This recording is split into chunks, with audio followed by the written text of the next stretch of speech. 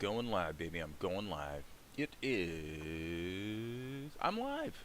I'm live. Okay, so it is about 4 o'clock.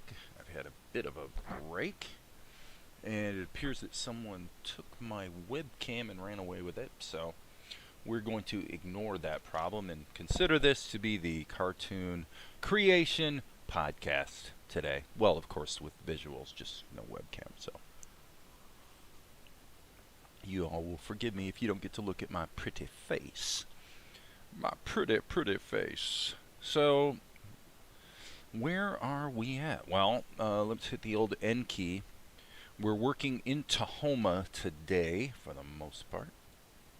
I think I've actually done everything in Tahoma today, even the touch-ups on the background painting, which is kind of unusual. The process today is certainly underscored some of the areas where I've felt for some time that Krita is a little stronger versus Tahoma, and pretty much today's experience has confirmed that. It's all good though. We're making good progress. So I'm gonna put some motion blur on that, and then I want to touch up those shots right there where he's kind of here in the middle of the screen. Okay, so one question that might arise today is, how exactly do you do what I just said I'm gonna do, which is to add motion blur to literally a single frame? Well, this is how I would do it.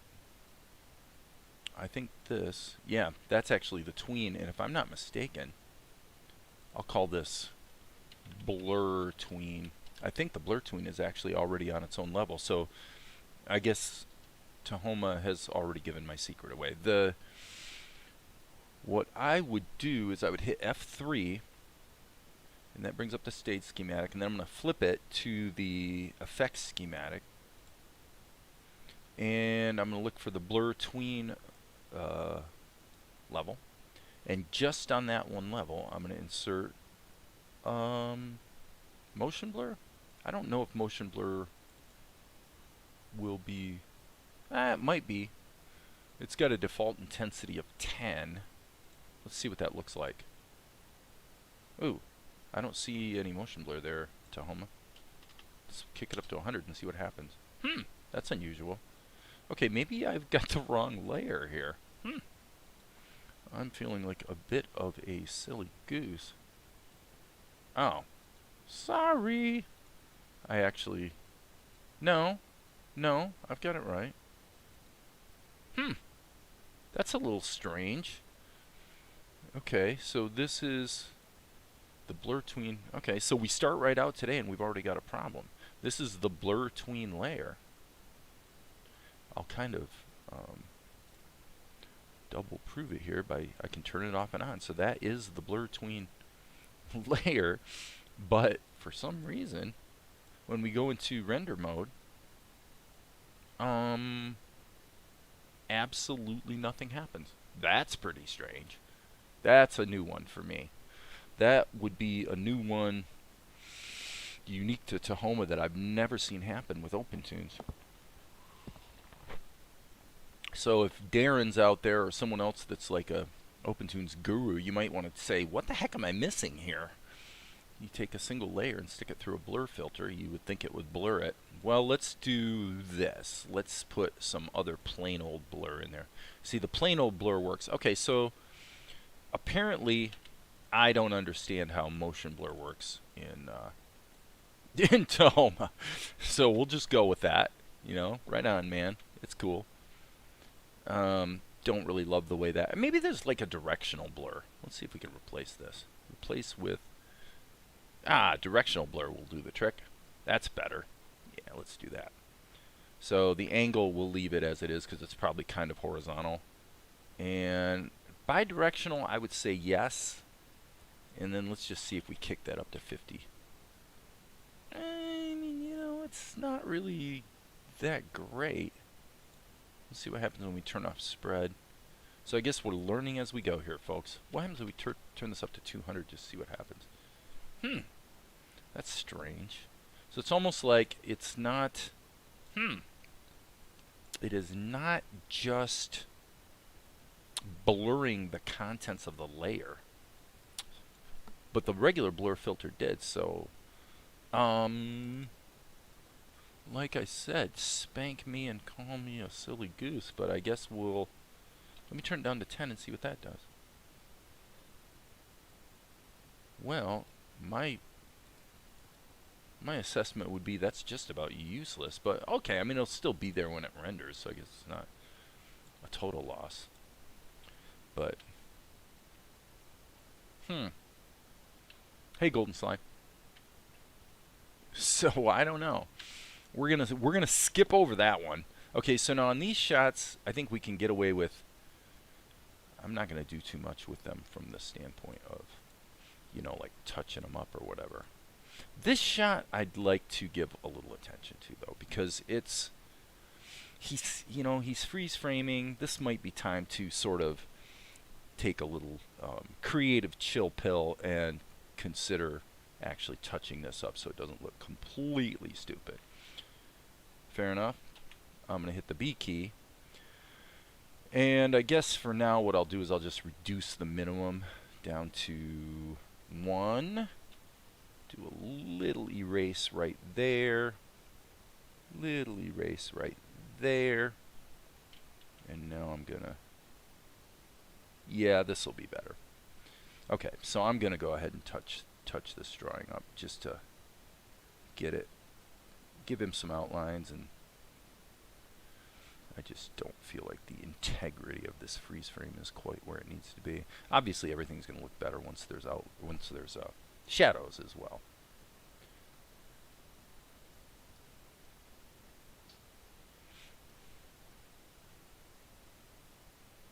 His foot can be a little winky. That's okay.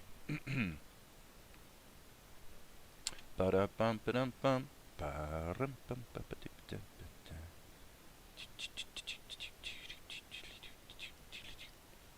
Okay.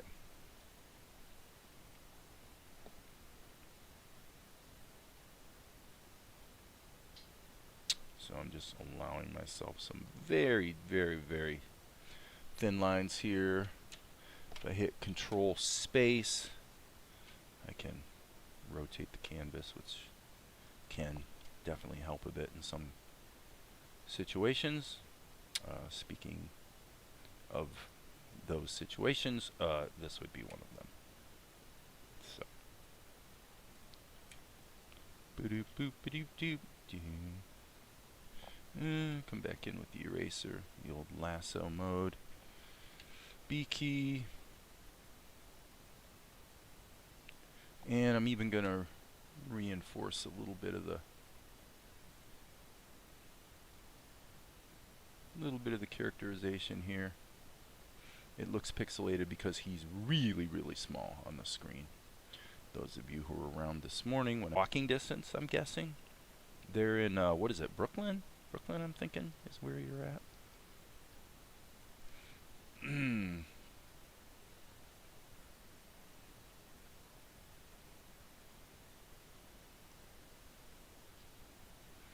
Well, I'm just back at it, doing my thing. Okay. That's probably okay. Shift Alt R, that's my own hotkey, by the way. Your hotkeys won't match that. Gonna grab... Actually, I forget that, yes, that's right. I was correct. I was thinking there was another... Well, actually, okay, strike this. What I have to do here is a little tricky. What I have to do is grab all this, Control C, Control V, and then go back here. I'm guessing his hair looks okay. However, obviously, there's a bit of trimming to do here. Trimming. Trimming up Mel. I guess. Hello, Tahoma. I hit the B key. You need to respect my key presses, Tahoma. You need to respect my key presses. Otherwise, I'm gonna call you naughty.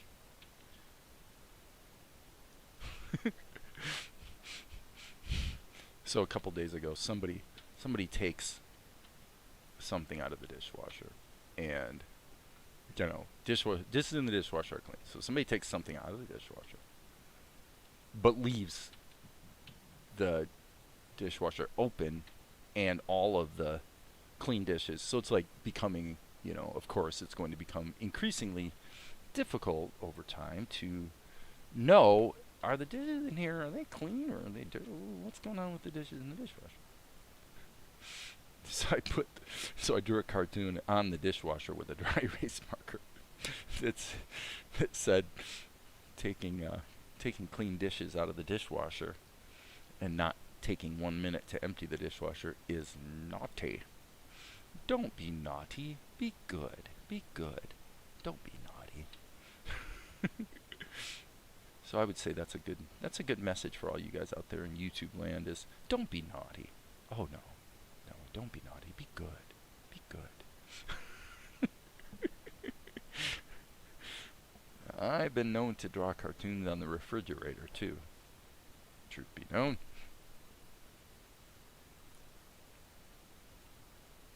I'm going to do that too. I'm going to give him just a little bit of a expression. Okay. Now this one, I'm going to say, even though, essentially the pixelation it's a good sign in the sense that, clearly there's not a lot of resolution here for people to judge the drawing by, but the question is, do we want to give it a little attention? And I decided, yeah, what the heck, let's give it a little attention. Yep, she's in Brooklyn. Maria Torres is in Brooklyn.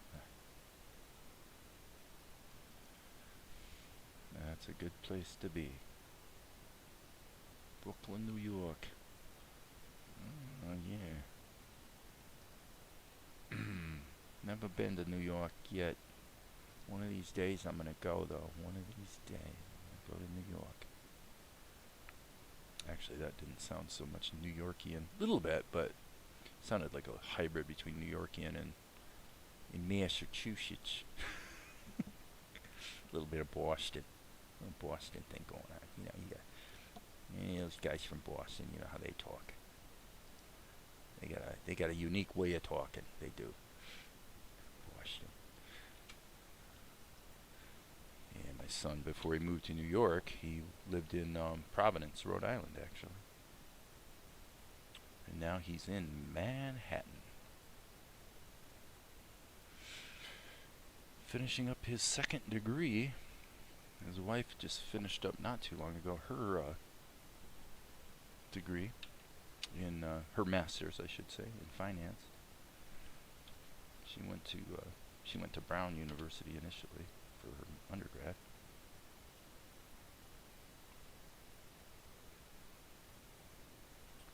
And those two are set up for success, tell ya. Set up for success. Well, at least financial success, anyway.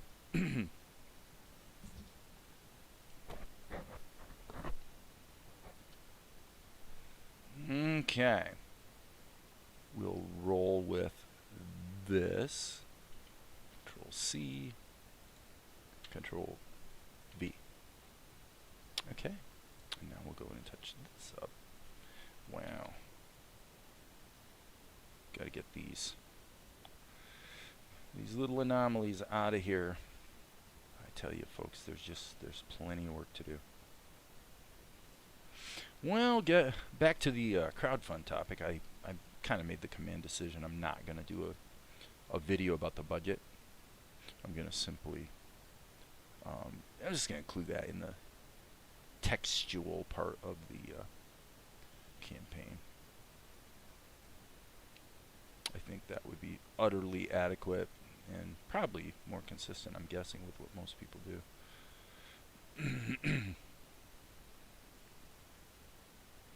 Probably, but not necessarily.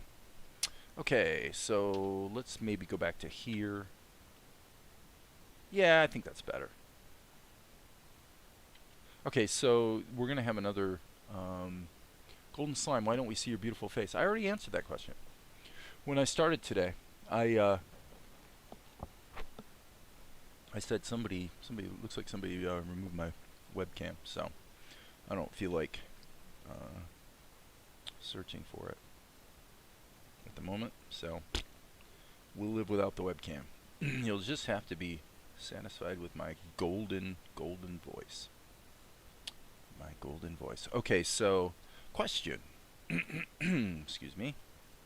Do we have the ability to take number 12 and use that as number 14? Let's find out. It's only going to be on the screen for one frame. So I think that's what we're going to do. I'm not sure about this one. I'm just going to delete that key. And as long as we're here, I mean, it's on the screen for one frame. Do I really need to fix his face? I just don't know. I don't know, people. I'm thinking not, but let's see.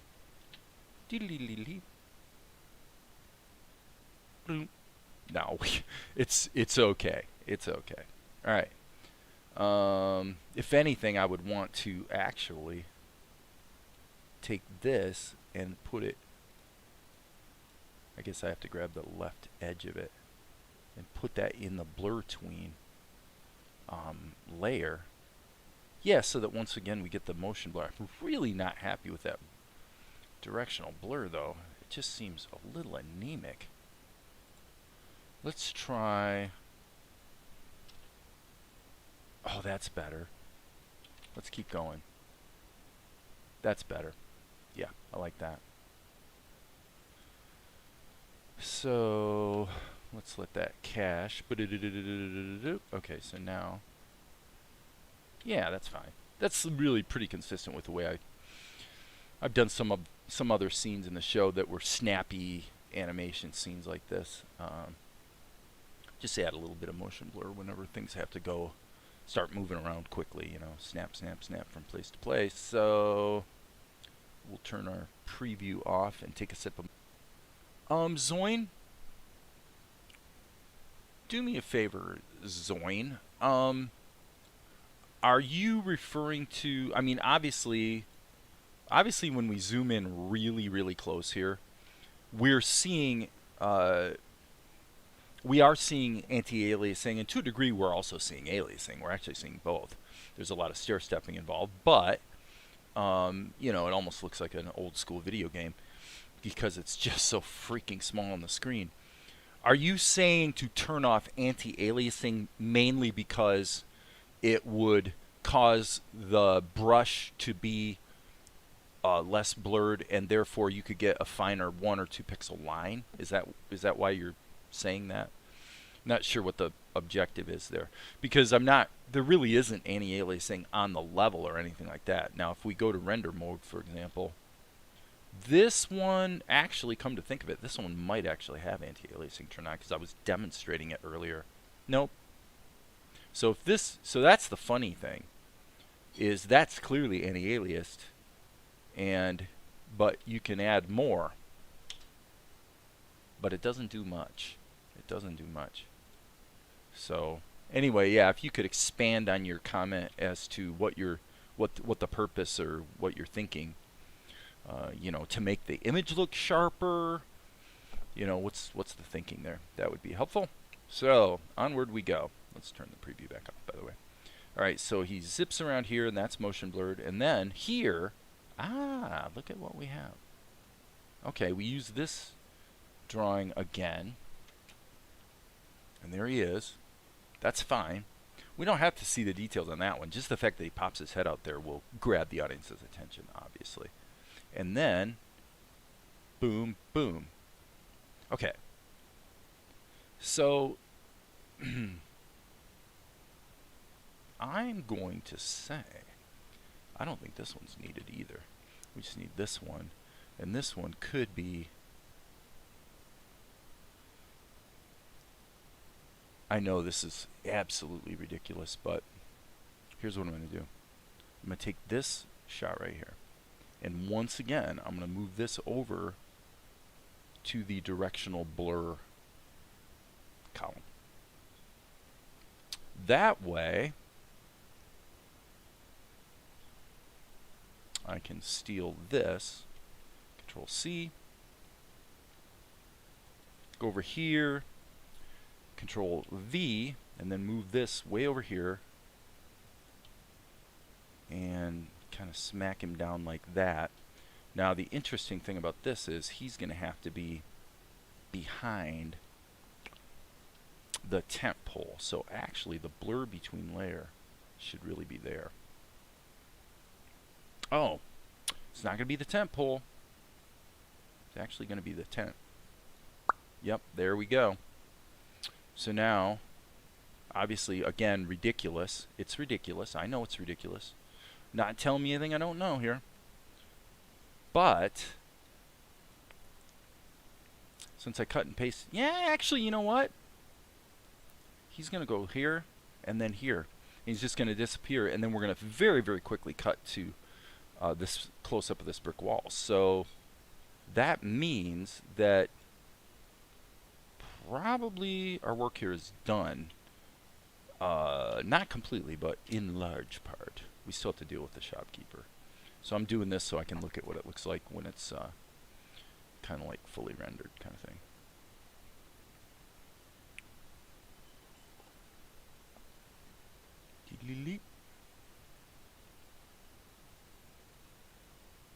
Okay, okay, not bad. Not great, but not bad. I'm thinking that probably I would prefer a way lot more motion blur over here.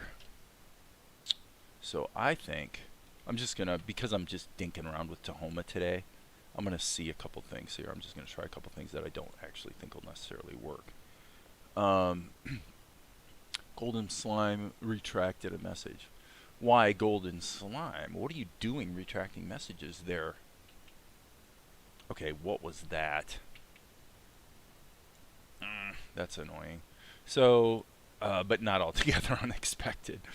So yeah, what we see here is not the first time we've seen this, where Tahoma, the cut and paste between the cutting and pasting in the schematic basically just doesn't work.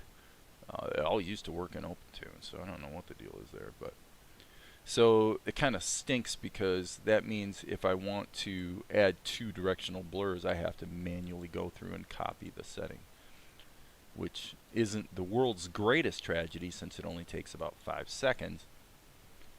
But I'm just going to see what Tahoma decides this should look like if it does it twice. Just curious, just curious. Yeah, okay. Okay. Not bad. I'm going to keep rolling with this. There's a lot to criticize here. There is a lot to criticize. But I like that. Zoing. Yeah, dude, like your cartoon, you know, it looks pretty crappy, dude. oh, but no, I mean, but actually it looks good. Keep up the good work. No, there's definitely some things about this shot that are a little challenging, because the whole thing, it's a really unusual shot in that everything is from this really wide vantage point, right? So let me see, I have to be on a, okay, so this is what the audience actually sees. This is the actual size it would be, you know, quote unquote on TV or whatever. what I want to do now is just hit the insert key here, and let's start dealing with some shadows. You know, let's do it the vector way. I haven't done that in a bit, so why don't we be bold and give it a crack. So we'll call this SHD for shadows, and it's going to be a vector layer. And the only reason I'm using vectors, hello? Oh, what did it tell me? It's already used in this project. Hang on a second here. Maybe I did. Okay, so it would appear to me that here we are seeing arguably one of the great weaknesses of Tahoma and the way Tahoma and OpenToonz do file management. I think that's what I'm seeing, unless I'm missing something here. What's happening is, I'm pretty sure what's happening is that when you create a new level in Tahoma, and you're not going to specifically name it, let's say, it'll just assign it a name. Okay, so if I create a vector level like this, and just go like this, it's going to assign it a random name. And it's going to save the file that represents this vector level. It's going to be saved in the drawings folder of your project. Well, what happens if you have a standardized naming convention where for every scene you do what I just did, where you have a level called SHD, which in my case stands for shadows?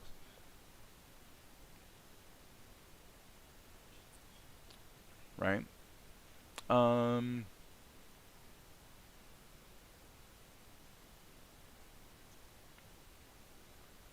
I think you did, Zoin.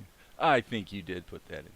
So anyway, so then what you get here is you say, well, I want to follow good organizational practice. So I'm always going to, and I don't always do this, but let's just say I want to always make sure I name my layers. And in this scene, I'm going to need a layer for shadows, so let's do the usual thing and call it shadow. Well, guess what? You can't. Why? Because if there's ever in the entire history of your project, ever been one time that you named a level SHD for shadow, you can never, ever do it again. How wacky is that? Can I give it no name at all? Nope, it has to have a valid name. So, yeah, I mean, not super loving that, but it is what it is. So I'm going to just basically bend over and say, okay, all right, OpenToonz or Tahoma, you guys pick the name for me. I don't get to pick my own level names. The good news is that the level label, which can be SHD, and the level name are actually two different things. Surprise, surprise. Okay, so why are we doing vector levels? Well, because then I can hit the B key, and up here I can choose all these options: autofill, auto group, auto close, and typically I use draw under as well. This is how I do it in Krita all the time, and it's really fast. I use the freehand path tool. So the idea is that I'm going to turn this down to almost black, but then I'm going to crank down the alpha, and I can just go ahead and draw in shadows like that, and they automatically get filled. And the shadows will be ultimately in the compositing step, they'll be clamped to the character. So this situation makes it a little more complicated than usual, because this character is actually spread over multiple different levels. So in a sense, this is kind of more complicated than your usual situation. And if you see that little anomaly right there where the line is much bolder and darker than the fill, if I composite it won't be that way when it renders. Okay, so this is another one of the disadvantages of Tahoma versus Krita. Is with Krita you pretty much see what you've actually got while you're working, whereas with Tahoma you're going to be you sort of have to guess and visualize to a greater degree. Not the end of the world, but it's a thing. So what does that look like? Well, there's our shadow. Frankly, in this case, I'd like to consider maybe putting a little under his cheeky there as well. All right, so I'm going to hit F3, and let's go into the, not the stage schematic, but the effect schematic. So what we want to do here is column 7 is, oh brother, what are we going to do? Let's call it Mel 1. This is going to get messy. It's going to get messy because theoretically, if I want to keep the shadows and the plugins all on one layer, then I'm going to have to probably actually pre-composite a bunch of the Mel layers so that I can take the pre-composited collection of layers and put them all through combining with the shadow layer. So we're going to do an insert effect, layer blending INO, and it's going to be multiply INO. The foreground is the shadow, the background is Mel, and I'm going to give it the clipping mask attribute, which it looks like it already has by default. Let's see what this looks like rendered. Okay, we still have the anomaly, although if you look closely, you'll see that everywhere that it bled outside of Mel, it's clipped off, so that's good. But what we have to do, this is kind of unfortunate. Well, I know we came up with a solution the other day, Darren pointed it out, is we go ahead and make the shadows black, okay, and then we go in and here we'll just set this to my usual, which is 0.12, usually 12% is about what you want for, or at least what I usually use for shadows. Okay, hey Darren, welcome back, buddy. I mean, welcome here. I don't think you were here this morning, but okay. And so then what Darren, who is here, pointed out the other day is while you're working, if you don't want to see the black, then just go ahead and turn down the opacity at the level. And as you can see, that anomaly in vector layers that causes them to not work very well with opacity because they're darker wherever the stroke is. Near as I can tell, that's not something that can be avoided. It's pretty much a Tahoma thing. It's not something I ever noticed in the past. I used to actually do, well, see, when I used to do shadows this way in OpenToonz, I didn't use vector layers. So I guess it's probably never been tested. All right, so what I'm going to do here is, boy, that's going to be, this is what that looks like rendered. I think I'm going to skip the shadow for there. And by the way, Darren, I wanted to point out, since you're here, that one thing I have noticed today, which is cool, is that the way we dialed in the auto creation settings the other day worked really well. So now I can add another drawing here, and it's not going to fill in the gap in between, which is really cool. I'm glad for that. So I'm hitting Shift spacebar so I can kind of sort of see what I'm doing. And then, as you can see, because we're using the vector layers, it's going to fill that in for us. We really don't need that to be on, by the way. And it's questionable whether maybe I should, I don't know, I think back here, I'm going to do something like that to put him in a little bit more shadow. So now the problem that we have is we're going to, this is kind of, I would call this maybe to a degree Tahoma compositing 101, because what we need to do here is, I'm going to call this level, just for lack of a better idea, I'm going to call it Mel 2. So it's a weird situation because we've got a level strip that's got all these different drawings of Mel, but the drawings are actually spread throughout different levels in the X sheet because of the way we have to layer our character in between our background. So there's some things you want to have in front of him, some things you want to have behind him, and at different times. So he just ducked behind this building, so he has to be able to be behind that building. Yet a minute ago he was in front of it, right? So that's what we're sort of wrestling with here. So now if we find the layer blending over like that, so we mix those two together, and then this connection can be broken because we're not going to pipe this one directly into the output. So we're combining those two, and then ultimately we're probably going to actually, the cool thing about the over, as you can see here, this is actually a very cool thing.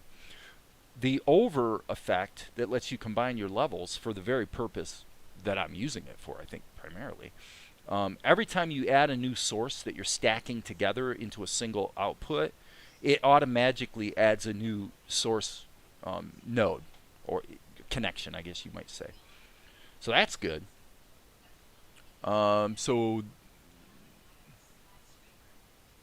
did you say though the other day, Darren? Did you say that for you weren't having that problem? Like it didn't do that for you, or did you say it did? I was wondering if maybe your system's got something different going on than mine.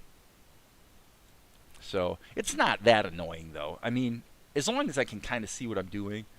I will say that the overall lesson today is definitely, I would say, a confirmation of my hybrid working method for sure. Because all in all, there are quite a few things I've done today in Tahoma that really are quite a lot easier in Krita, and also give you a lot better real-time feedback. So you're seeing on the screen what you're really doing, I guess would be a way to put it. Okay, see, yeah, I'm glad I put that shadow over his eyes. I think that makes a little more sense. Okay, so one thing we need to do, by the way, is here in number 5, we just need to do a tween. So what I'm going to do is hit the eraser and get rid of that. And then this actually needs to go in the blur tween. I want to put this in the blur tween column. So this is really a columnal mess today. As you can see, there's a lot of columns, and these are all different. These are all Mel. But that's the way I had to do it to make it all kind of sort of work. So this really needs to be, let's just find a drawing that's going to work. I think it's going to be one of these sneaking drawings. So probably, yep, there we go. So I'm going to take this and go like Control S. Okay. And then up here, I'm going to go Control V, and I'm going to move Mel back to here, but we're going to shrink him way down because obviously he's bopping across the screen. Now this is probably completely wrong. Nah, I actually got it perfect. I can't believe it. So when this renders, it's going to look like this. I think that should be bidirectional too, come to think of it. Okay, so at the time I didn't think the vectors did that, nor I tried it and they do it for me. But I tried it and they do it for me. So they do the same bad thing for you that they're doing for me, is what it sounds like you're saying, if I'm understanding you correctly. Okay, so on the directional blur, I'm going to change this to bidirectional, both of them, just to see what that looks like. So yeah, the other thing, I don't know if you were here when I noticed it, Darren, but you know, for the longest time, I used to cut and paste these schematic, you know, compositing plugins in OpenToonz all the time, and never had a problem with that. In fact, actually, I'm going to test this. I'm going to save all, and let's do a quick test. First thing, before I close Tahoma for a minute, you'll notice that now the blur is kind of going in both directions, and that's really what we wanted. So what I'm going to do is I'm going to close this. This is shot number 410. Let's just find out here. I actually went ahead and grabbed the current stable OpenToonz just so I could do a quick comparison. Just a quick comparison. So here and there, when I see something that seems a little winky in Tahoma, I jump over to OpenToonz. Hasn't happened much, frankly, but jump over to OpenToonz and just kind of sort of see what's going on. So now, for the record, Tahoma and OpenToonz do the same thing with scenes. So, by the way, that wasn't supposed to happen. So when you go to your scenes folder, now watch, it'll be an exception this time, but yeah. So you see that you don't see any thumbnails. If you simply open one scene, boom, all of the thumbnails appear. So that, I would call that a bug. It's certainly not a very damaging bug, but it isn't exactly the way the software is supposed to behave. But at least we have our thumbnails, you know, so that's cool. So I'm going to go back here, and we're going to, forgive me guys, what was the What's the file number? What was the file number? Curse it, I can't remember. Oh, there it is. Thank you, thumbnails. Well, now we see exactly and explicitly why the thumbnails are kind of sort of important. Because if you can't see them, it's really hard to, okay, great. You have to remember your file names. Okay, so 410 is what we wanted. And for some reason, it appears to, that's 783. Okay, that's the one I pulled up first. So this is a bit weird. So double click. Okay, I'll explicitly say load.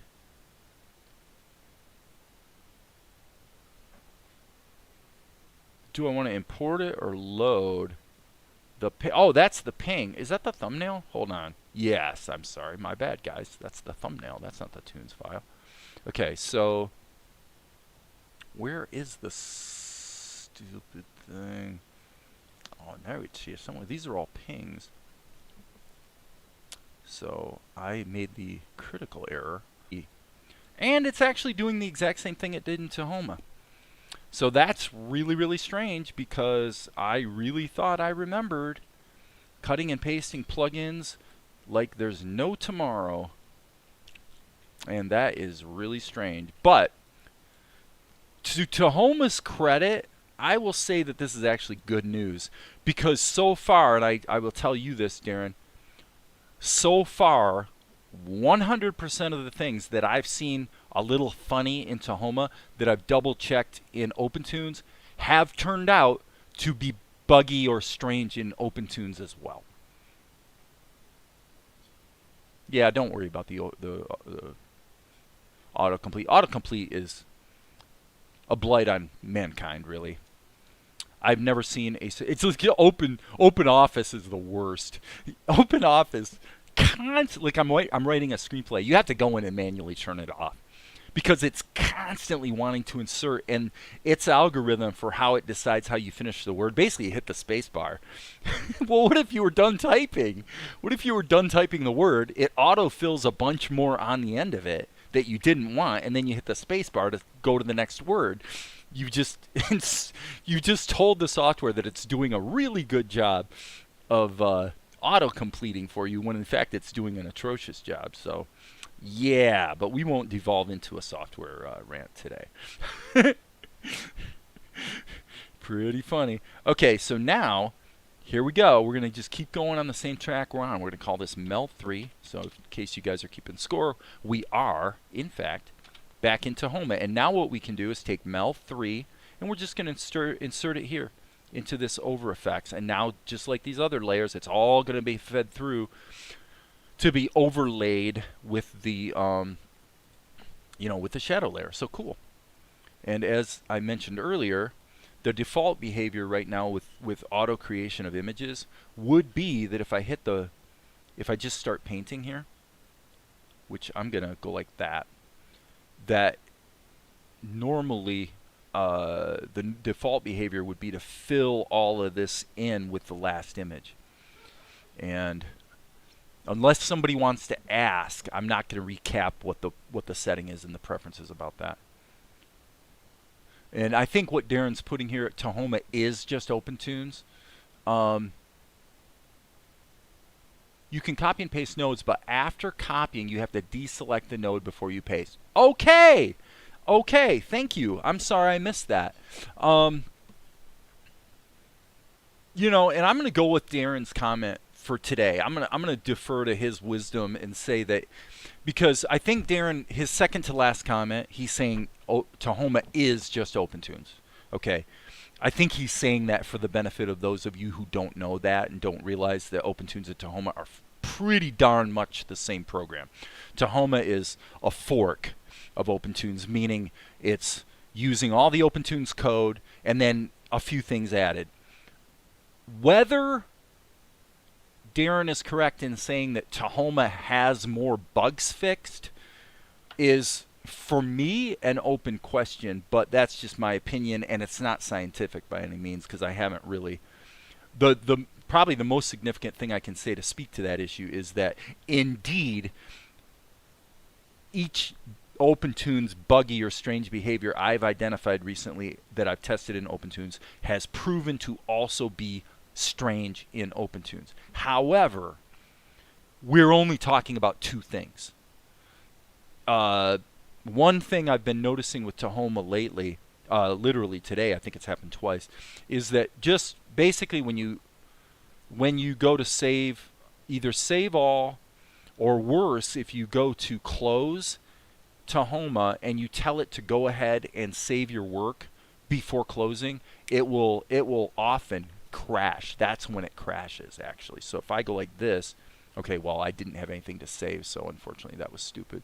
By the way, what you're seeing on the screen right now is Krita. That's a completely different program where I originally did the background painting. So anyway, I'm reopening Tahoma, and sorry about that little brief interruption. Don't pay any attention to that idiot behind the curtain. Okay, so now we're here, and then we made the command decision to lose him in shadow back here. That looks good. And now this part, yeah, this part's going to be, okay, so this is Mel 2, and we'll just go ahead and kind of do the same thing with the shadows that we did with the drawings. We'll just kind of alternate between them and see how that, well, I guess we can't actually. I forgot the changes are baked into the, so I'm going to have to draw a bunch of shadows here. Should be easy though, ish, because all I need to do is do a bunch of cutting and pasting for the most part. So Shift spacebar. Okay. B key. Let's just add a little shadow here. I'm going to keep these shadows really general, really simple for two reasons. One is because he's moving fast, and two is because I want these shadows to be simplistic enough that they're going to work fine on both poses that we're going to have to add shadows to. So I'm just going to loop these guys around here like that, and then just kind of use a little bit of judgment on a little extra. Definitely way harder to control and kind of feel like you know what, you can kind of see what you're doing compared to working in Krita. So anyway, not a big deal. Again, it just kind of confirms that my normal way of working is probably better. So I'm going to hit the D key now so that Tahoma has duplicated my layer, and then what I'm going to do is select everything, all these vectors, and just, I'm actually hitting the Shift key, drag them over here, and then I'm just going to hit the B key and just see if I need to just kind of wing it on some shadows here. Probably add a little more there. And then I can always just click that button to see what things look like. Okay, that's a bit problematic.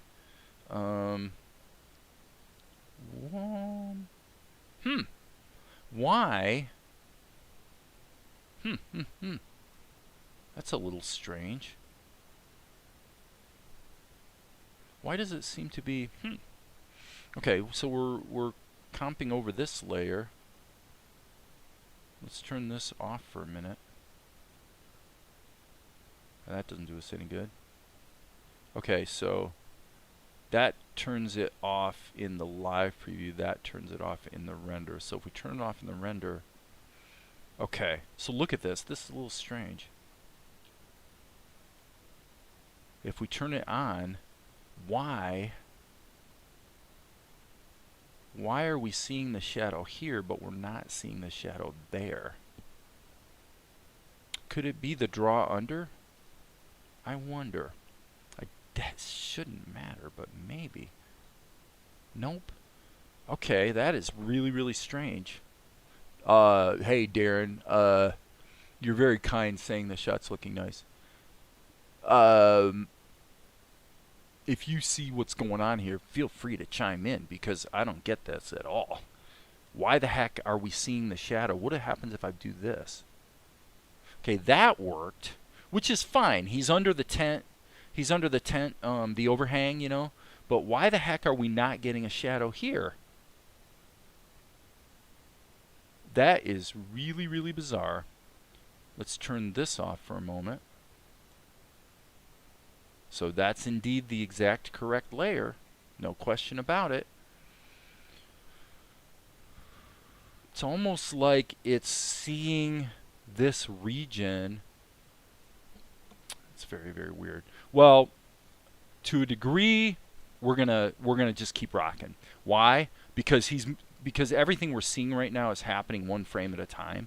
I mean, it's on ones. It's moving really, really fast. So probably at the end of the day, it's not going to matter. But when he stops moving, if we keep getting these anomalies, then we're going to have a problem. So let's just kind of play with this like so, and we'll see what we wind up with.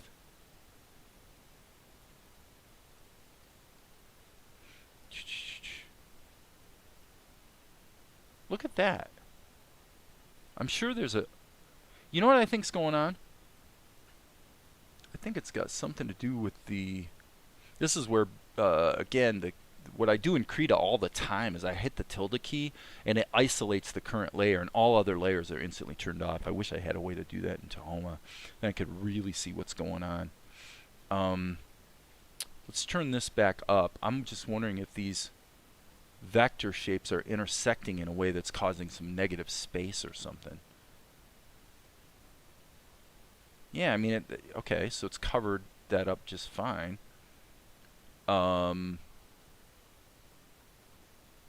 Maybe it is. Maybe it is working. I think it is working, and I'm being an idiot. I think what's going on here is because the color at the top of his shirt is so much lighter. I'm thinking it's not in shadow when it is. So sorry about that, people. Sometimes I've been known to be a bit of a silly goose. So I'm just gonna keep rocking on the path I'm on here. We're just gonna do the shadow thing. It doesn't have to be complicated because Tahoma is doing all the hard work. You can see the vector shape being drawn in real time, even if you're in the rendered preview mode, which is kind of nice because I can actually still see in real time what I'm doing, but then it takes a second to show me what it's going to look like when it's composited. So it's not the worst situation in the world as far as real-time feedback.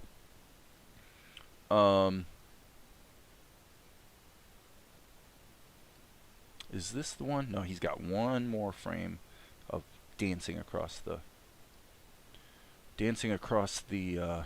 environment before he freezes. Okay, so here's where he freeze frames. So here I want to just make sure I'm doing a very tight job. I don't have to be tight about the edges because they're still going to be composited out by the effect, but you know, the compositing effect. But okay, so Darren, okay.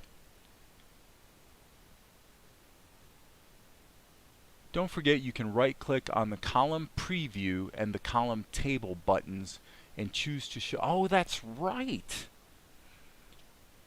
Okay. I don't actually, I must say, I don't mind since I can see the shapes that I'm drawing in real time like this. I don't mind the fact that, you know, leaving it in fully rendered mode like this is not actually the worst thing ever. So, but Darren is pointing out that on the column preview, that would be this icon here, I believe. You right mouse click on it and on this only. Nice. So strike that. Did you ever determine, Darren, if that can be mapped to a hotkey? Because if it can, holy cow, that'd be awesome. I'd have to change what I use tilde for, but that would actually be quite cool.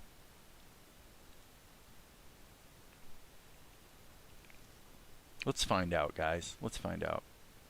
I'll use, just for experimentation purposes, I'm going to say on this only. I bet you there isn't a hotkey.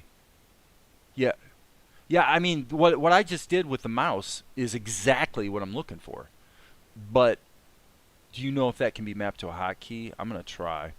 So I'm going to just guess that that would be on this only. I don't think there's a snowball's chance in Ghana that this is going to work, but we'll give it a crack. I might be wrong, and I hope I am. So we're going to go File, Configure Shortcuts, and I'm just going to look for the word on. On.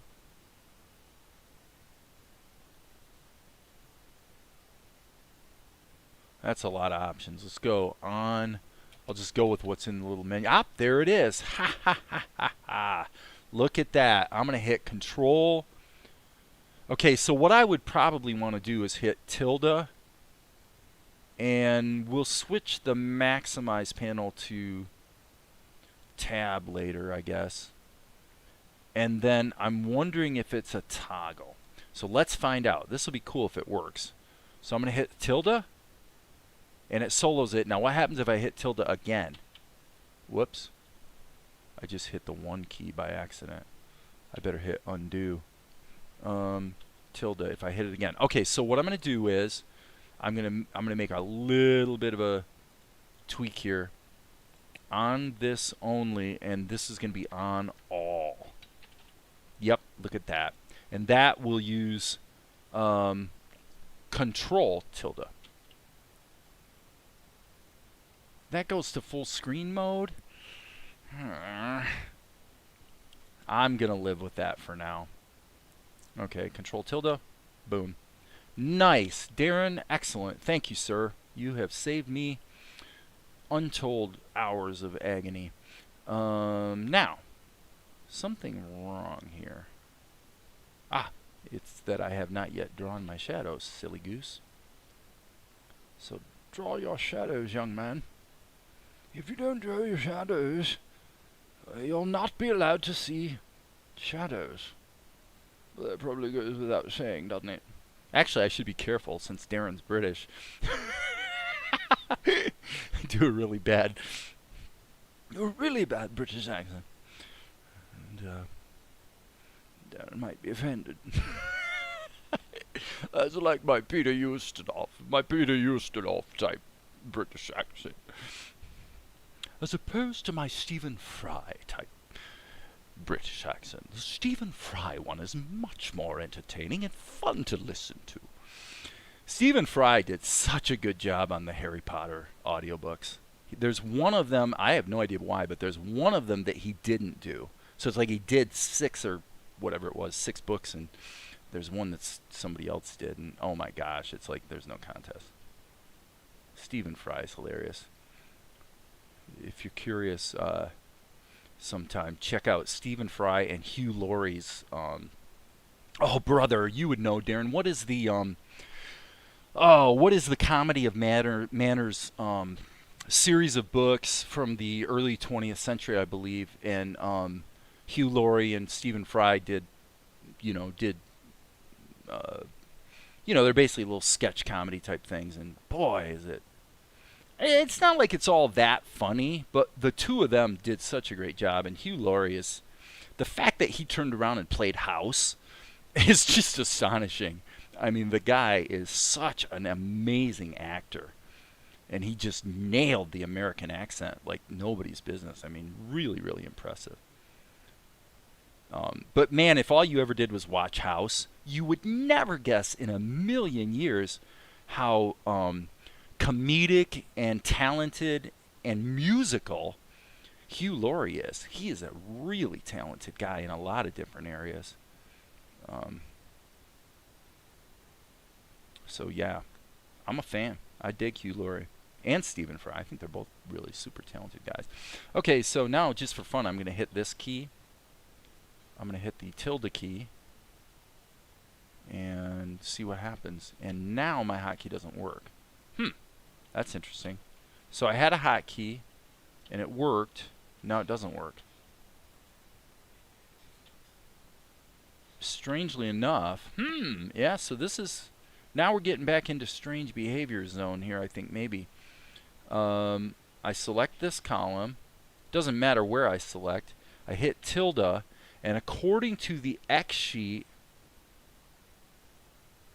it's isolated, but according to the preview, it's not. I should not, I mean, look at everything's grayed out. Why am I still seeing the shadows? Does it only work? It only works in preview rendered mode. I did not know that. Okay, okay. Yes, thank you, Jeeves and Wooster. That's exactly it. Absolutely. Well, I always thought it was. I always thought that it would have been really. In fact, I wrote a Jeeves and Wooster sketch one time about, I don't know, 6 months ago. I was just like sitting there and it came to me, and I was picturing Hugh Laurie and Stephen Fry in my mind, and I thought it would be really interesting. And other people would probably disagree with me, but I thought that their Jeeves and Wooster would have been better if the roles were reversed. If actually Hugh Laurie would have played Jeeves. Um, but probably most of the people out there don't know what the heck I'm even talking about.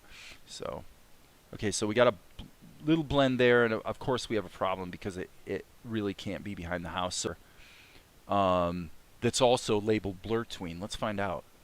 If we go back here into the schematic, we'll see what it did under the hood. So we want to go here, and well, sort of. It sort of did it. It only added one. But now we'll test what Darren said a little bit ago. Let's double check our settings here. Okay, yeah, it's bidirectional. That's what we want. So what I'm going to do is I'm going to go Control C, but then Darren pointed out if you want to duplicate this plugin, what you need to do is click away from it, then hit Control V. So call me an idiot. That's my fault. Oh, wait, strike that. It did put in two of them. Okay, so this is I would say kudos to Tahoma on this one. This is a case where Tahoma did exactly the right thing. Did exactly what I would have intended. By grabbing one frame out of this level and dragging it to a brand new level, it actually took all the settings for the level it came from and duplicated them. So this line across the top here and across the bottom here are duplicates. So that's awesome. That's exactly what you would have wanted the software to do. So no complaining here today, folks. No complaining. No ranting. Okay, is Mel... Yeah, Mel 3 is already piped through the shadows, so I should now be able to go, boop, right here, and put in some shadow action here, and we're just going to completely hide him in shadow there. And then what is this? Okay, so we've got that. And that's another one of those blur layers, so there's really no point in putting the shadows over it. So let me open up another X sheet. View. I'm sorry. It would be panels. I'm looking straight at it, and for some reason I'm not seeing it. X sheet, thank you. So this is what we have. So it's by far not horizontal timeline. See if getting used to that turned out to be a bit of a win. Okay, so what I'm going to do now is hit Control R and let the whole darn thing render and kind of see how things are looking. See what we've got here. So probably would be prudent to zap it on up to actual size. Can we do that? Sort of. It's going to... I'm seeing if the hotkeys work. It doesn't look like it. So basically I can only use my mouse. Maybe probably okay, I hit the plus key and it jumped to 100%. So okay, I can live with that. So let's just kind of see what we have here. Okay, he's not in front of the building, so that needs to be attended to. And he's in front of the building there. So in terms of the compositing, layering stuff, there's definitely a few items that need some attention.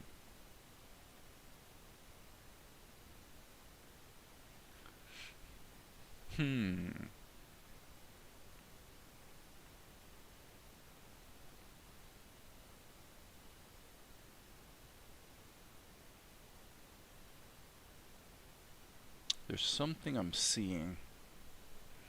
Let's watch this through a couple times. What I think is bugging me a bit, I'm not worried about the layering issues. In other words, the places where he's in front of stuff that he should be behind. That I can live with for the moment. But what I am a little bit, let's hit the pause button so I can scroll through this. Okay. Number one, I don't feel like that hold there is helping. That hold is not helping. So he's going bloop. Yeah, see how there's a brief pause when he first appears here? That shouldn't be there. It's too easy for the audience to discern the shoddy quality of what I have there. It's not that shoddy quality in and of itself is always a bad thing, because if it's going to go by so fast the audience can't see it, then who cares, right? But in this case, we're putting a hold on that. So really what I want to do, I'm going to see if this works. I'm thinking if I hit Alt up arrow, looks to me like that did the trick. So the Alt up arrow and Alt down arrow hotkeys, which essentially insert time and stretch out the whole timeline, or contract it, seems to work fine in the horizontal timeline. So that's good. So now this should, yeah, so he's not, there's no pause there when he comes around the corner. Okay, so now one thing that comes to mind is I'm going to turn the shadow layer off for now. Okay, I guess I need to turn it off here. Yeah. Darren, am I remembering this wrong? It seems to me that Tahoma reverses these. Wasn't this always the opposite in OpenToonz, where the one to the left turns off the fast preview? Maybe I'm remembering wrong. Okay, it was only preview this only that you turn on. There's a similar option on the column header table button. Oh. Oh. Ah. Curses. By gum. Well, yeah, for me, I will say that 9 times out of 10 it would be this one that I want. But so, okay, fine. Thank you. All right, so I'm going to turn the shadows off for the moment so I can, like I said, see what I'm doing here. I hit the L key and okay. It seems to me that when he freezes,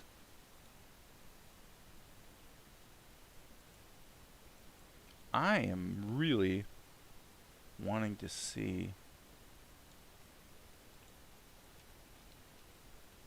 something little different there. Okay, so let me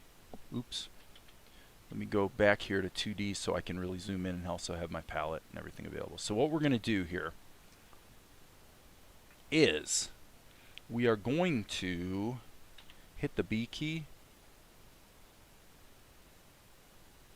and this is, I kind of mentioned this earlier today. You have to, basically if you press hard, it fills in the pixels. If you don't press hard, it has a really strange way of deciding whether you're wanting to cover up what's already there. But I think in this case, having a real big-eyed reaction like this is probably exactly what I want.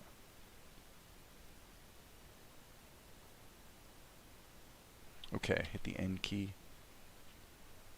And let's just rewind. Sorry to make you all sit through it all again. Boop.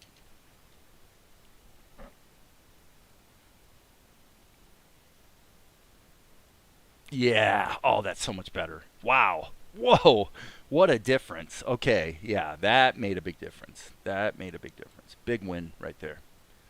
Big win with the big eyes. Absolutely.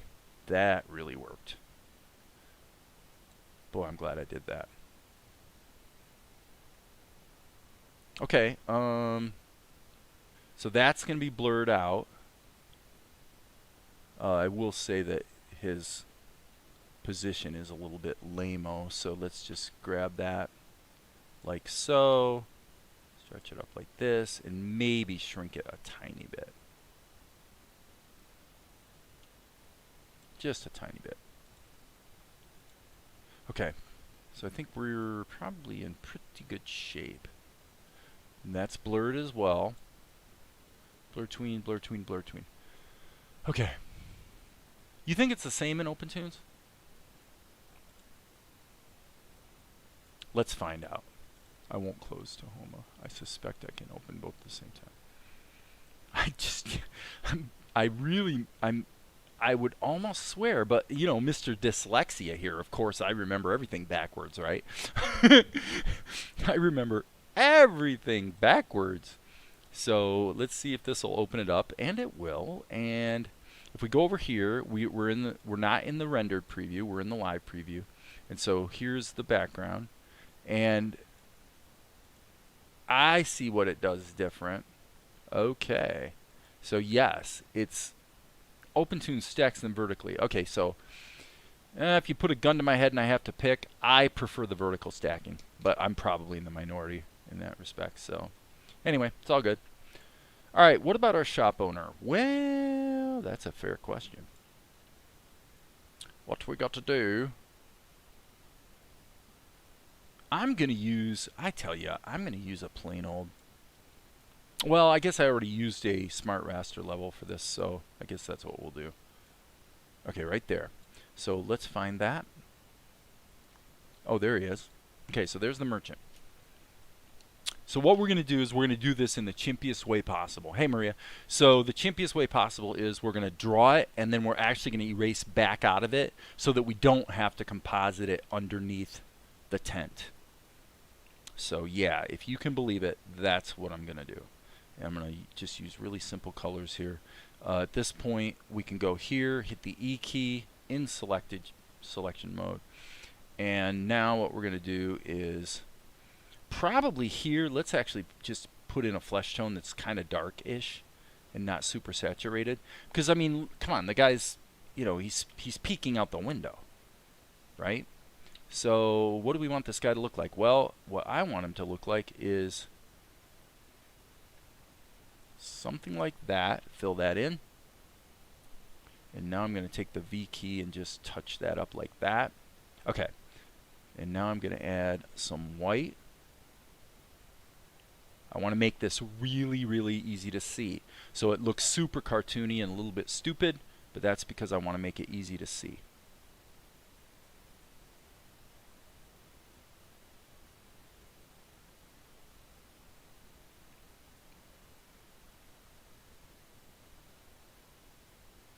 And I'm going to give our merchant a mustache. I like the merchant. I definitely like the merchant. All right. So there's going to be two. So what we're going to do, actually, here's what we'll do. Now let's take this. Ah, come on. What did I just do? I literally, my finger tapped a button, and I don't know what I did. So I'm going to hit the Z key to undo. Whew. Ah, that was close. All right. Grab this. Control C. I'm having a little bit too much fun here. More fun than really a person should be allowed to have. But, sorry, I meant to hit the E key. And now the S key and Control V. And what we're going to do is go right up here. We're going to hit -100. Look at this guy. This is awesome. It's not very often I get this giggly about a character, but okay. So that's all we need there. Other than probably what I should do is I should probably actually select him again and do the same thing here as well. All right, and so then what I'll do is I guess we'll go ahead and flip it around this way. Angle it up. Put that there.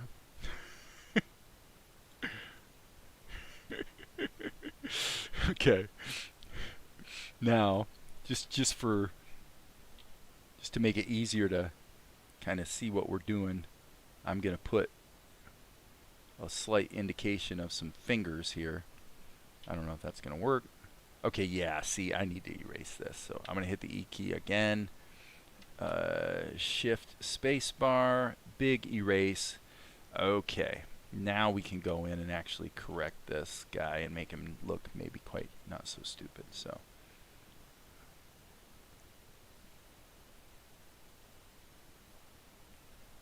and this color we want to just I'm going to put the...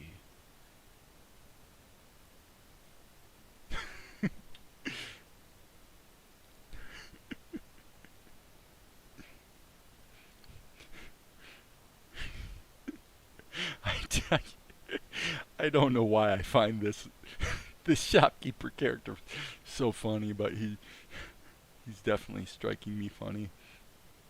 Well, I guess because, you know, he's kind of looking out the window. I'm going to give him a little bit more of a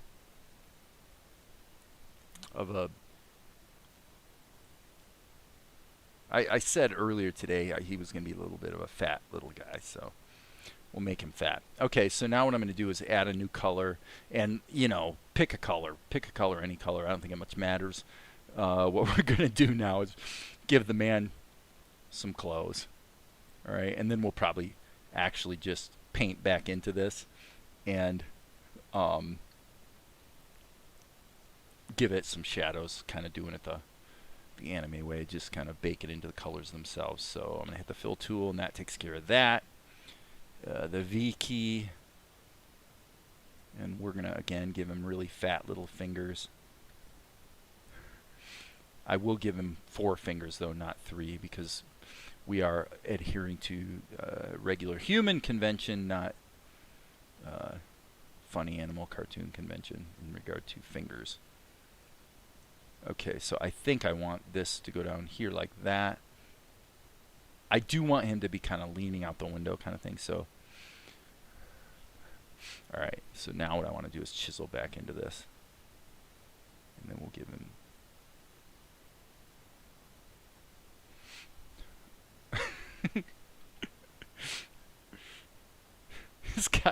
This guy will be like the cabbage guy in Avatar. He'll wind up showing up everywhere. Like in every episode you see this fat little merchant guy.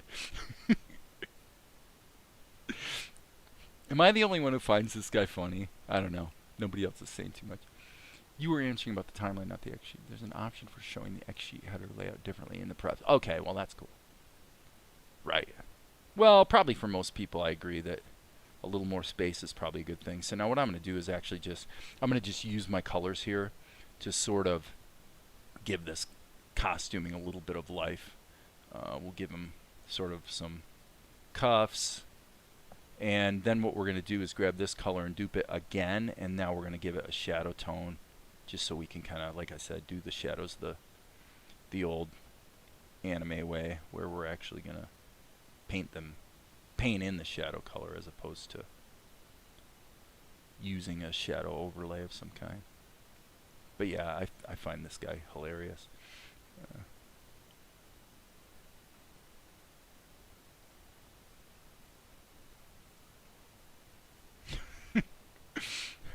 I guess I'll give him a little little shadows under his eyes.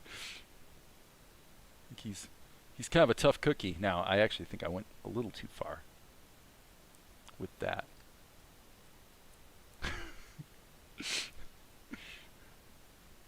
Okay. What about his fingers? That's kind of hard to see. This is so small on the screen that it's like, man. So let's just kind of do what we can here. Give this guy some fat little fingers. Little bit of outline action. Looking like a old retro video game, pretty much. Okay. Mr. Merchant. Alright, we gotta watch this. Let me see if the shadows are comping on. Yes, they are. So yeah, if I hit Control R, we can actually look at this whole thing. And then I think if I'm done, I'm probably gonna wrap it up for today. There's Mel. We got a little compositing problem there. Oh! I forgot. I got to draw the merchant. Well, I guess what I had in mind was I was just going to leave him there in the doorway. So let me see. I don't think he needs to. I don't think I'm going to gain anything by drawing him coming back out again. maybe though, maybe we'll reverse this. So let me kill 3 frames here and then come back and grab this tween and see. I mean, it's completely ridiculous to think this is what would happen, but it's kind of funny because it's so stupid. He just kind of retreats back into his tent. I have to say, I actually think that's pretty funny. It's so stupid it's funny, okay? Well, you know, my sense of humor I know is a little different than most people's, so. I love him. It looks like his name should be Ollie. Yeah, absolutely. He definitely looks like an Ollie. I should probably add some eye blinks too, though. And maybe his eyebrows coming down a little bit, scowling. So all we have to do is fix the compositing issues. It's so stupid. I don't know. I may revisit this later and like gives up and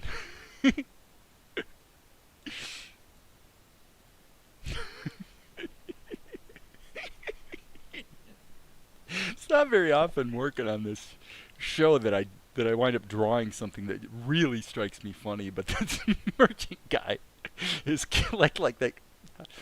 Peekaboo, I am here. I am here. Do you see me? I run a very, very good store. I wish you would come in and buy some things. There are very much good things to buy here. At some point, we'll have to give him a voice.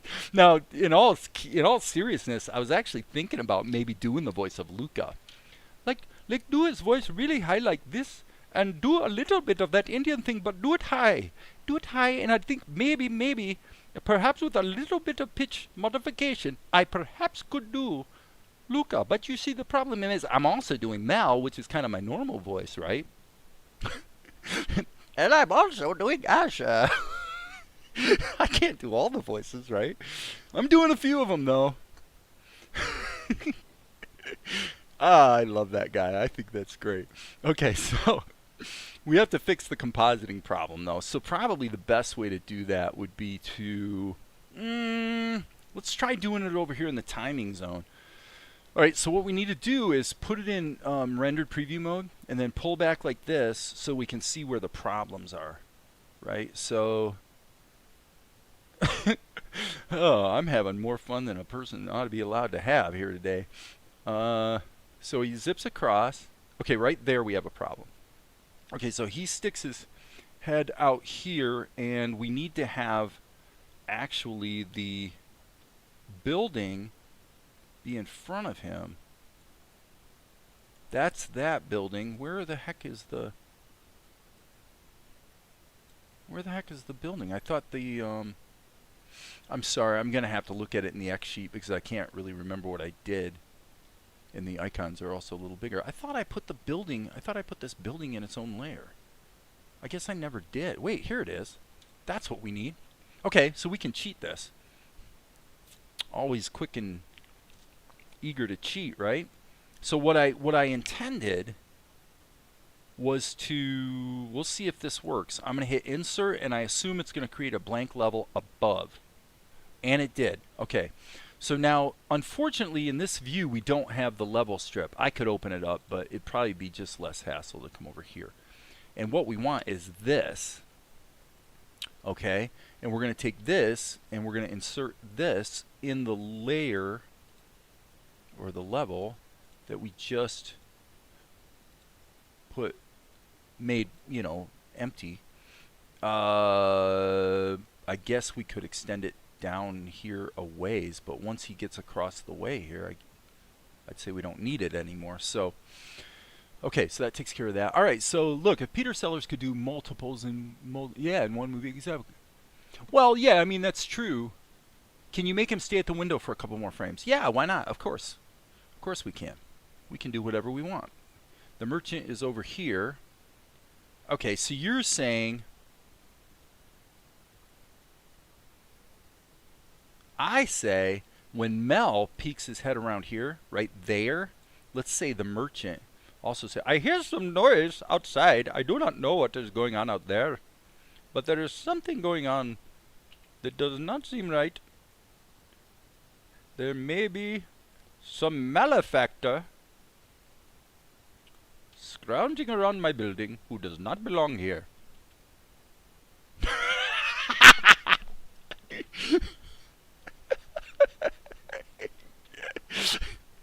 That is priceless. That is priceless. I cannot even believe this. It's so stupid and it's so silly, but it makes the whole shot. The whole scene is good because of the stupid virgin. Oh man, it's so funny. It's one of those little things like I was talking about a couple maybe days ago about the shot with Asher where Asher winks at the king. In the original version of the shot, it was like it was okay. But man, when I put the wink in there, took 30 seconds to just cover up his eye with some skin, right? Instant wink. And all of a sudden it just elevated the whole shot, you know? It just goes to show that this is what matters, you know?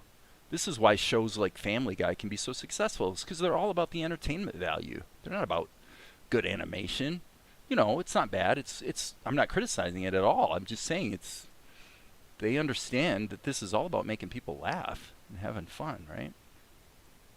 Okay, so what I'm going to do now is it's a lot faster to do a rendered preview, so I'm going to hit Control R and just look at it that way. So,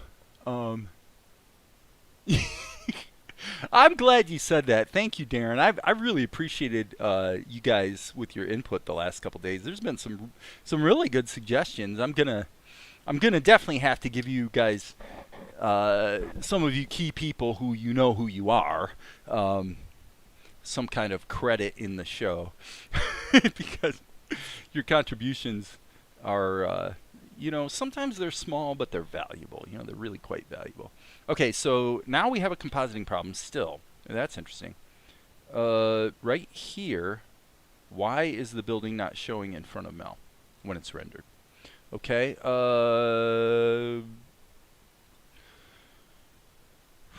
So that probably is because what I did in the schematic, I'm guessing, is probably overriding.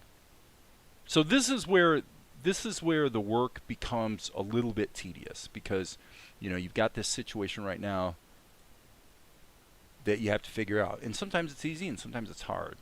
Obviously, we've got a schematic here that's a little on the complicated side.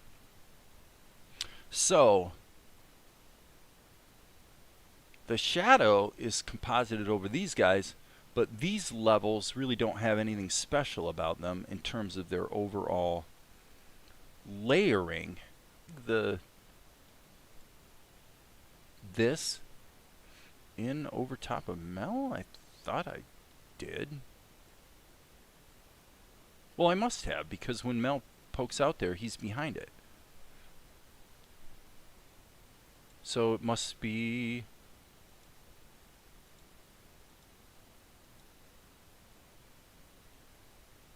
Yeah, like I said, this is where it gets a little bit tedious.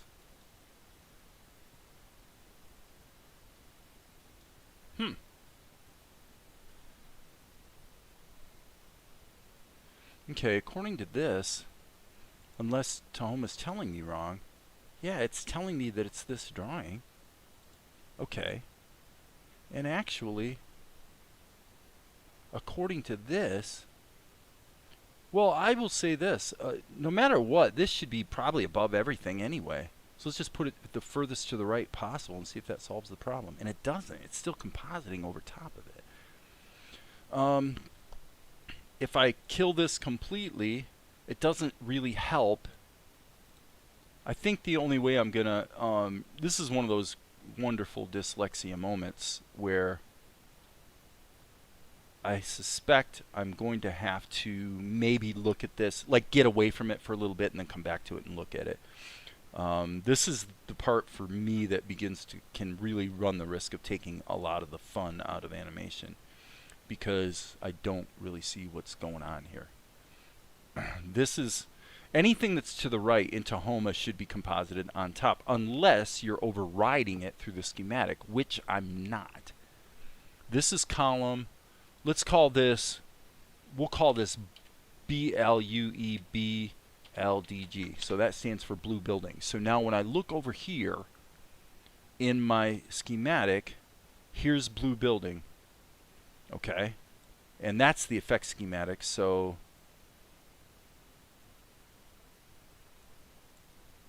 I'm not seeing anything that would cause this. Now I can cheat. Okay. If I was going to cheat this from a compositing standpoint, what I would do is I would actually just add a layer blending over, and I would put the building on top and actually take the entire rest of the scene and put it on the bottom like that. And as you guys can see, it's still compositing Mel on top. Okay, so that does seem a little strange. It makes me think, okay, let's not do that strategy. That's a definite kludge anyway. That shouldn't be necessary.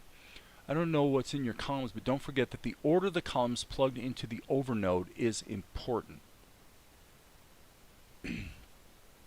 Well, okay, that's a good point. What we have is, okay, so what we have is Mel 2. Here's Mel 2. It's simply composited over Mel 1 and 3. So my guess would be that Mel 1 and 3 must be to the right of the building, but they're not. They're Mel 1, 2, and 3 are each to the left of the building in the X sheet. So the blue building is the furthest to the right. So these guys as a group are being composited with the shadows, and the shadows are under the building. So the blue building is to the right of everything, so it should be taking precedent. What is it? You don't have a solution, but you see the problem. Okay, well, enlighten us, brother. What's the solution? I mean, what's the problem? Tell me what the problem is, and I'll work on the solution later, maybe. What we could do is take Mel 2. What we could do, okay, so we could do it this way. This should work. If we're going to basically say we're going to control everything through the compositor. If there's any doubt at all, that's what we're going to do. Then what I would do is I would just put the entire Mel with his shadows through an over node and put the building on top, and it still is composited. This one has me befuddled. I'll tell you what, that should have worked. I should be able to take this entire bit as a group and put it under the building. Why in the world would that not work? You got anything for me, Darren? I'm gobsmacked on this one. I'm befuddled. Has the blue building column definitely got the blue building? Well, okay, fair enough. That is a great question. Let's double check that. Okay, I am going to show this only, and maybe I'll find out that blue building isn't what I thought it was. Is blue building... Okay, so now we'll go back to show all. That didn't really work. On this only, and it says it's got nothing in it. Oh, I see what... Well, I think I see what the problem is. I think I see what the... Yep, I know what the problem is. Okay, sorry about this, guys. My sincere apologies. Here's what's going on. The problem is found in the schematic, actually. I'll show you what the problem is. I think. Maybe not, though. Okay, we are not seeing the blue building. And the reason we're not seeing the blue building is because all of the building components were initially scaled, I think. Yes, right here. So what we need to do is take blue building and put it here. Now blue building, it doesn't look any different over here because it's just a copy of the blue building, but now it's been scaled down. It was actually off screen. Yeah, it's drawn in another column, so yeah, I've got a copy of it. So now what should happen here, see, there, that fixed it. That fixed it. It was, what was going on is the blue building, the image that had just the blue building in it was scaled, and so it was scaled out like this, out this way. It was stretched out this way. It was scaled up a little bit and over to the right. And the reason is because the original drawings are full HD and the scene I'm working in is broadcast HD. So it was about 30% larger, and because it wasn't piped through as a child of the main drawing, it wasn't being shrunk like the other background images were. Bingo. Yeah, bingo. Exactly. So, you know, these are the things you bump into, and you know, it's not like when the software crashes. When the software crashes, that's annoying, but this kind of stuff, it's usually my fault, for sure. There's little doubt about that. So I'm going to hit Control R, and let's see if we're in a better place now. That's okay. That's okay. That's okay. Okay, there's the same problem again. So what we have here is when he goes to here, he's comped in front of the building. However, I think in this case, the simple solution would be to just paint. Don't worry about the compositing and just paint him out.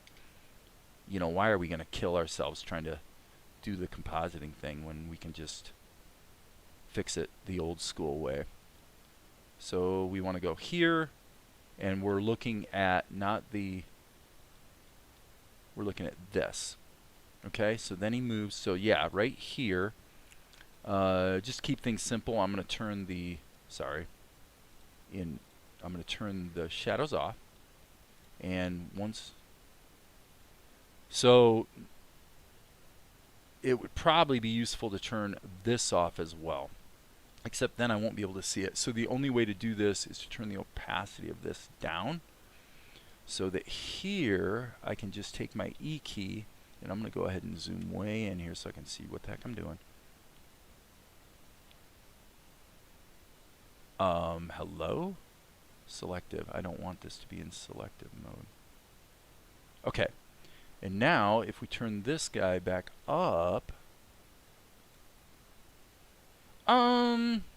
technically, I might have taken off too much, but you know what? You can't see it. You can't see it. So we're okay. We're okay. Our shot is done, actually. Unless I want to add some gradients and some basically post-production effects. I think our shot is done. So I'm going to hit not Control F, Control R, and just look at it one more time, and then I think I'm going to call it good. Well, not bad. This took if you count this morning, this took 5 hours. So 5 hours, and hang on a second, and we'll see what the timing on it is. Let's just play this through. No. Okay, there's a little compositing issue there. Okay, not too bad. We can definitely elevate this scene, this shot, by doing some judicious cutting to other shots as well. But basically, here's the deal.